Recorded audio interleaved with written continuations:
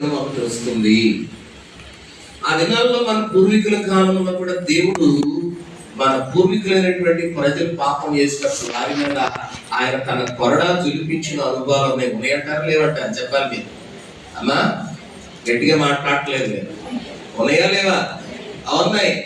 ఉంటాయి అంటారు. ఉన్నాయో లేదు నీకేం తెలుసు? చదివితేగా, క్షుణ్ణంగా, లేదా చెప్పేటప్పుడు వింటేగా. ఉన్నాయి. చాలా భయంకరమైనటువంటి తీర్పుల గురించి దేవుడు వారితో మాట్లాడాడు. మీరు అవిధేయులై, పాపులై, దుర్మార్గంలో, దుష్టత్వంలో, అపరాధులై, అన్యాయంగా, అక్రమముగా కనుక మీరు జీవిస్తే మీ మీదికి నేను శిక్షను తెస్తాను అని భయంకరమైన శిక్షల గురించి ప్రభు అనేకమైన మార్లు మాట్లాడాడు.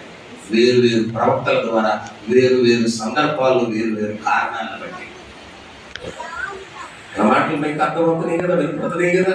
వేరు వేరు సందర్భాల్లో, వేరు వేరు ప్రవక్తల ద్వారా, వేరు వేరు పరిస్థితుల్లో దేవుడు ఆయన వేరు వేరు శిక్షల్ని కూడా వేరు వేరు శిక్షల్ని ఆయన అనుమతిస్తానని స్వయంగా చెప్పాడు.